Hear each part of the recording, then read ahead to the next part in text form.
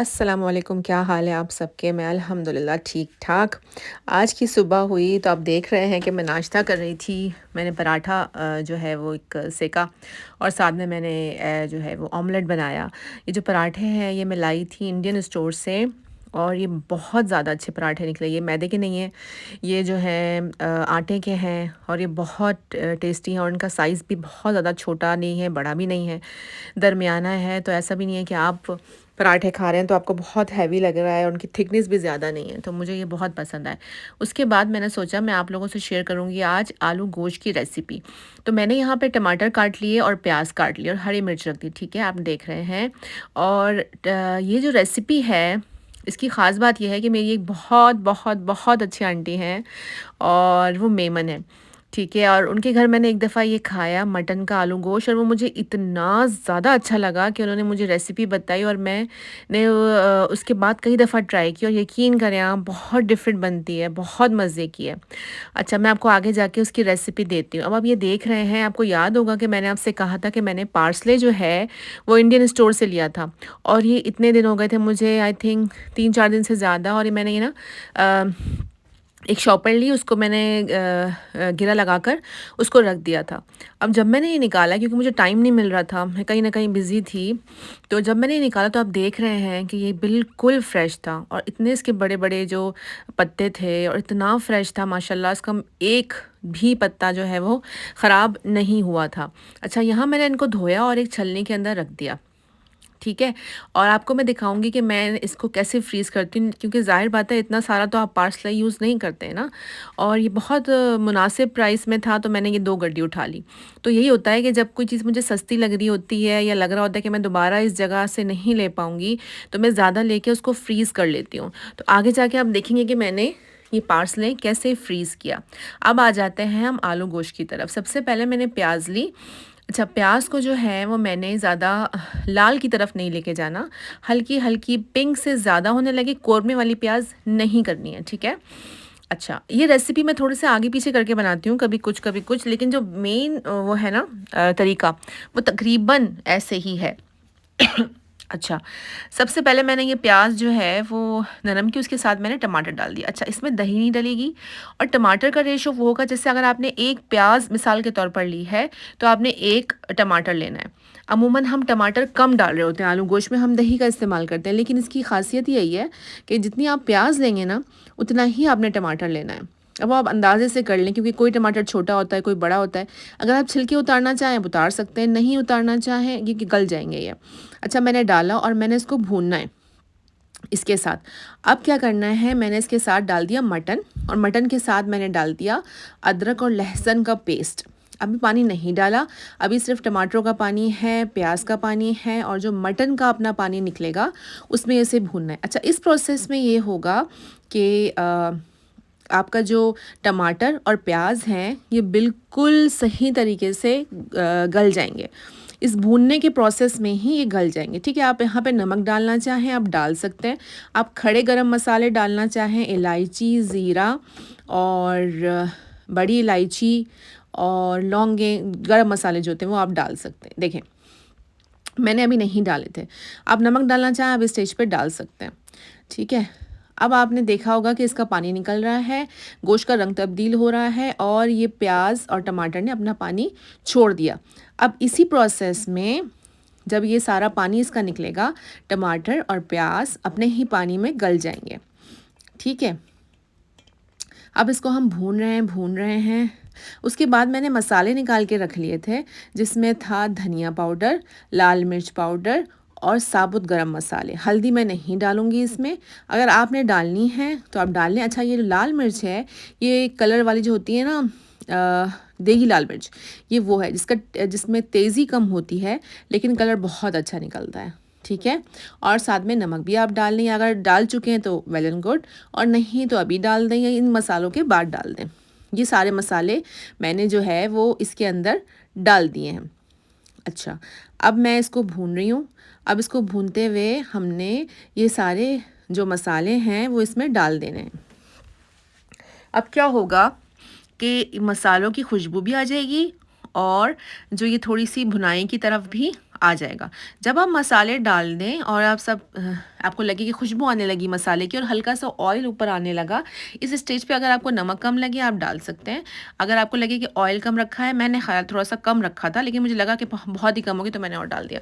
तो इस स्टेज पे आपने नमक और ऑयल चेक कर लेना है और आपने इसको भूनना है। जब भुन जाएगा तो आपने फिर इसके अंदर अपने हिसाब से पानी डालना है, क्योंकि मेरा मटन का मीट था, तो मटन जो है वो जल्दी आपको पता है गल जाता है। तो मैंने कम पानी डाला और उसको गलाने के लिए आपने छोड़ देना है। ठीक है, जब गल जाएगा तो आपने फिर शोरबा जैसे हम रखते हैं आलू गोश्त का, ठीक है, कितना रखना है वो आप पे डिपेंड करता है। और फिर आपने चूल्हा बंद कर देना है। ऊपर से अगर आप चाहें तो गरम मसाला ऑप्शनल है, पिसा हुआ डालना चाहे डाल लें, लेकिन ज़रूरत नहीं पड़ती। और हरा धनिया डाल के आप सर्व करें।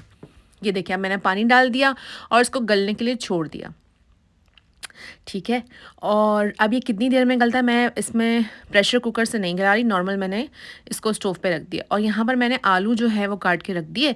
जब ये तकरीबन 90% गोश्त गल जाएगा तो मैं यहाँ पे आलू डाल दूँगी। अच्छा, यहाँ के आलू जो होते हैं ना वो बहुत ज़्यादा जल्दी गल जाते हैं, आई थिंक विदिन 10 मिनट्स गल जाते हैं। तो मैंने फिर जब काफ़ी हद तक गोश्त गल गया ना, मतलब मुझे लग रहा था कि अगर अब मैं ज़्यादा पकाऊंगी तो गोश्त जो है वो टूट जाएगा। इस स्टेज पे मैंने आलू डाल दिए, क्योंकि वो फिर दम में ही समझें, दम पे रख दें या थोड़ी सी नॉर्मल आंच पे आप रख दें तो आलू गल जाते हैं। ठीक है, बस ये प्रोसेस किया और इस तरीके से फिर आपका आलू गोश्त तैयार हो गया। उसके बाद मैंने सोचा मैं थोड़ी सी चाय पीऊँ बैठकर, क्योंकि आज मेरा दिन ज़रा मसरूफ़ गुजरा। तो मैंने फिर चाय पी। आप मेरे शॉर्ट्स में भी देख सकते हैं, बड़ी ज़बरदस्त आवाज़ आ रही थी जब मैंने चाय निकाली, नेचुरल सी आवाज़ थी। और जो है ये देखें यहाँ पर मैं आ गई ऑल्डीज़ से मैंने जो है वो मैं दिखा रही हूँ आपको कि ये चॉकलेट्स हैं। लेकिन मसला ये है कि हम यहाँ की ना सारी चॉकलेट्स ले नहीं सकते। आप या तो इंग्रेडिएंट पढ़ लें या फिर उसमें आप देख लें, आपको पता हो कि इसमें कोई हराम इंग्रेडिएंट नहीं डला हो। तो जब चॉकलेट्स मैं लेती हूँ तो मैं बहुत ज़्यादा देखभाल के लेती हूँ। मैं हर चॉकलेट नहीं ले सकती, और वो चॉकलेट्स जिनमें जेलेटिन हो, जेली हो, वो तो आप इन स्टोर्स से लेने का सोच भी नहीं सकते, क्योंकि आपको शक ही रहता है। आप जब भी कोई यहाँ से, सबको पता है खैर ये बात जो यहाँ अमेरिका में या कनाडा में रहते हैं, कि जो भी वो लेते हैं जेली वगैरह या जेलेटिन की जो भी चीज़ आप इस्तेमाल करें, इवन के मार्शमेलोज़ भी, तो हम यहाँ के स्टोर से नहीं लेते। हालांकि यहाँ पे इतनी वैरायटी होती है मार्शमेलोज़ की, लेकिन हम नहीं ले सकते। उसके अंदर ये होता है ख़तरा कि वो हलाल नहीं होगी, तो हम पाकिस्तानी स्टोर से ही लेते हैं। और इंडियन स्टोर पे भी अगर लिखा हुआ होता है ना हलाल, तो आप लें। ऐसा आपको पता है कि रफ़ान के प्रोडक्ट्स आपके हलाल मिल जाएंगे। ठीक है, तो इस तरीके से आप वहाँ की जेली जो हम पाकिस्तान में यूज़ करते हैं आमतौर पर, वो आप ले सकते हैं। अच्छा, यहाँ देखें ये है बीफ तिरियाकी। ये मुझे देखने में कई दफ़ा देखा, लेकिन ज़ाहिर बात है ये हम हलाल नहीं है तो हम ये तो खा ही नहीं सकते। अच्छा, उसके बाद ये फ्रूट्स की तरफ देखें, फ्रूट्स हैं और आलू हैं, प्याज हैं और यहाँ सॉसेस हैं। अच्छा, मुझे ना काफ़ी दिनों से तलाश में थी मैं कि बारबेक्यू सॉस, मुझे इत्तेफाक से ऐसा हुआ कि जब मैं आपको ये दिखा रही थी ना तो मुझे बारबेक्यू सॉस दिख गया, वो मैंने लिया। अच्छा, ये बटर चिकन है, लेकिन देखें मैं आपको ये दिखाना चाह रही थी कि ये बटर चिकन का पूरा मसाला है, लेकिन हम इसको नहीं ले सकते क्योंकि इसमें लिखा हुआ ही नहीं है कि हलाल है। तो जब आपको चीज़ में जब शक पड़ जाए तो वो चीज़ आपको पता ही है कि जिस चीज़ में आपको शक पड़ जाए वो फिर आप छोड़ दें, रिस्क नहीं लें। ठीक है। अच्छा, यहाँ से मैंने बारबेक्यू सॉस जो था वो सही था, बारबेक्यू सॉस मैंने ले लिया अपने लिए। ठीक है, इंशाल्लाह मैं किसी दिन चाइनीज़ बनाऊंगी तो मैं आपको दिखाऊंगी कि मैंने बारबेक्यू सॉस का इस्तेमाल कैसे किया। ये मैंने ले लिया था। और भी चीज़ें थी, क्योंकि मैं अकेली आई थी ना, मैं वहाँ घर पे मेरे आलू गोश्त दम पे रखा हुआ था। उसके बाद मैंने गाड़ी निकाली, फिर मैं गई ग्रॉसरी स्टोर्स, ऑल्डीज़, यहाँ से मुझे सामान लेना था, डबल रोटी वगैरह, ये सब मैंने लिया। बच्चे साथ में नहीं थे तो सुकून से मैंने चीज़ें ले ली। अच्छा, ये जो है ना, मैंने आपको दिखाया था ना उस दिन कि मैंने अवन साफ़ किया था इस वाली ब्लीच से, तो ये ख़त्म हो रहा था तो मैंने दोबारा ये ब्लीच उठा ली। यहाँ पे बच्चों के खाने थे, दूसरी चीज़ें थी, मतलब इतना बड़ा स्टोर नहीं है ऑल्डीज़, लेकिन मेन चीज़ मिल जाती है। यहाँ मैंने अपनी चिड़ियाओं के लिए जो मैं उनको दाना डालती हूँ बाहर, ये वाइट राइस थे, वो मैंने ले लिए।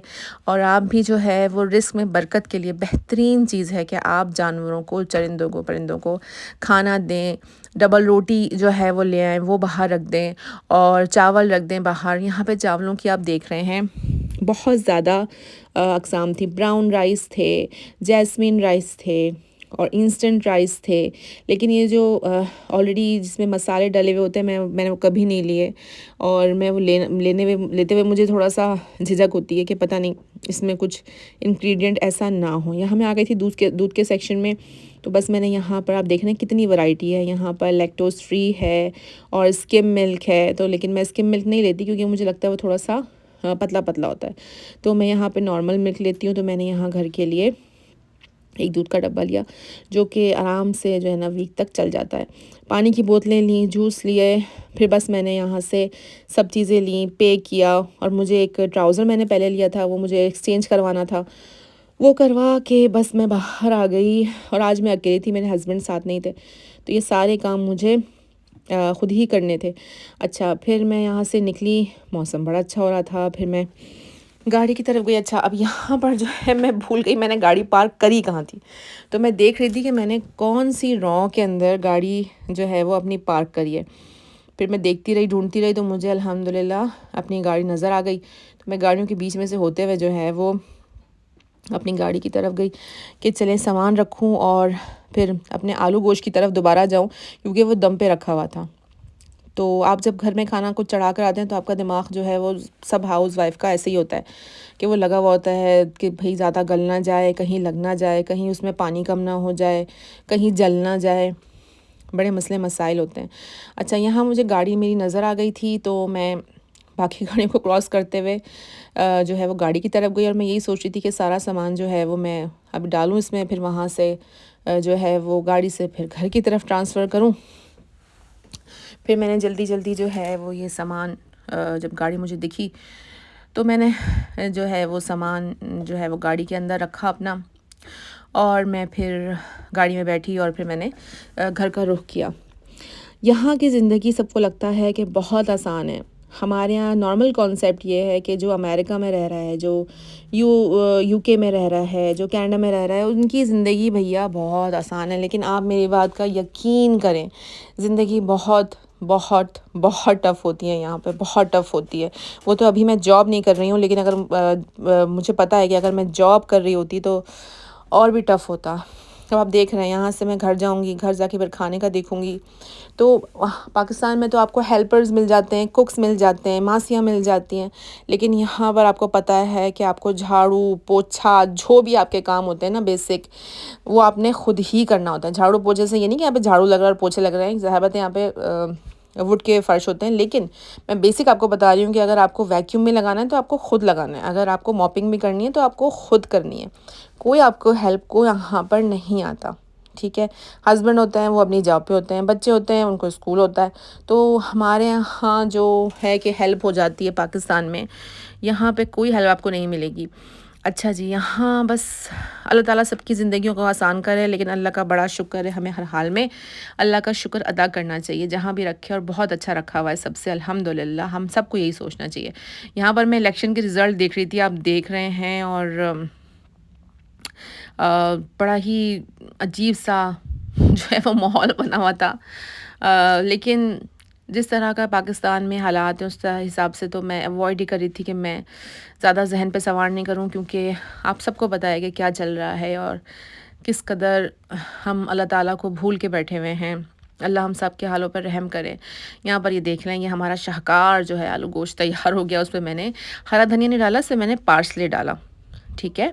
तो मैंने थोड़े से पार्सले डाल दिया इस पर, क्योंकि वो बाहर रखा हुआ था और कटा हुआ था, तो मैंने उसके अंदर डाल दिया। अच्छा, अब आप देखेंगे कि मैंने क्या किया, मैंने जो पार्सले था इसके मैंने ये जो रिबन्स लगी हुई थी ये काटे, और मैंने इसके बारीक बारीक जो है वो पार्सले की पत्ते बारीक कर लिए, ठीक है। अच्छा, मैं हमेशा पार्सले हो या धनिया हो इनकी डंडियाँ फेंकती नहीं हूँ। हाँ, पार्सले में जो है वो थोड़ी मोटी मोटी डंडियाँ होती हैं, नॉर्मल से ज़्यादा मोटी होती हैं, वो जो है वो आप निकाल दें। बाकी जो नॉर्मल पार्सले है वो आपने वैसे ही बारीक बारीक करना है, और बारीक बारीक करके आपने जो है वो रख लेना है। अच्छा, आपको मैंने पहले बता दिया था कि मैंने ये पहले से धो लिया था, ठीक है, ये धुला हुआ है। अच्छा, मैं इसको जितना बारीक कर सकती थी सोच रही थी उतना ही मैं बार बार इसको पीछे की तरफ कर रही थी ताकि छुरी लग के ये और बारीक हो जाए। अच्छा, ये हमने पार्सले पार्सले को बारीक बारीक काट लिया और जो डंडियाँ मोटी मोटी थी ना वो अलग कर ली, जो कि काफ़ी मोटी थी, और जो थोड़ी नॉर्मल सी थी वो मैंने इसमें रहने दी। ठीक है।